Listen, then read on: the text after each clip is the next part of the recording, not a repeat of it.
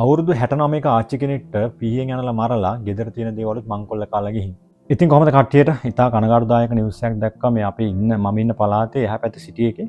ඉතින් මේ අවුරුදු 69ක ආච්චි කෙනෙක්ව පීයෙන් යනලා මරලා ගෙදර තියෙන දේවලුත් මංකොල්ල කාලා ගිහින්. එක්කෙනෙක් කරපු වැඩක් නෙමෙයි මේක දෙතුන් දෙනෙක් එකතු වෙලා කරපු වැඩක් කියලා තමයි මේකේ ආරංචි වෙන්නේ. ඉතින් මේක වෙලා තියෙන්නේ 14 වෙනිදා උදෑසන උදේ 9 පහුවෙලා තමයි මේක වෙලා තියෙන්නේ.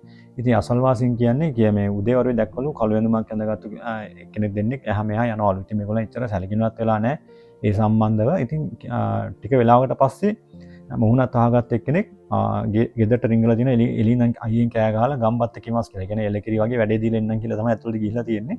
ඊට පස්සේ තව දෙතුන් දෙනෙක් විතර ඇවිල්ලා තිනවා වාහනකින් ඇවිල්ලා බහැලා ඒ ඇතුළට ගිහින් තියෙනවා. ඊට පස්සේ තමයි වෙලා තියෙන්නේ මේ ගෙදර තියෙන දේවල් මංකොල්ල කාලා මේ ආච්චිටත් පීයෙන් ඇල්ලලා මරලා දාලා ගිහිල්ලා තියෙන්නේ.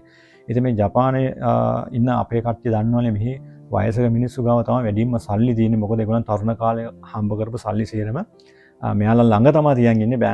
බැංක් වලට දාන්නේ නැහැ මෙයාලා. ඉතින් මේක දන්නා මේ මංකොල්ල කණ්ඩායම හොරු කණ්ඩායම මේවා දන්නවා. ඉතින් ඒක තමයි මේ ඒගොල්ලන්ගෙන් ගොඩක් පීඩාවටපත් වෙනවා මේ වයසක කට්ටිය මේ වගේ සිද්ධීන් නිසා.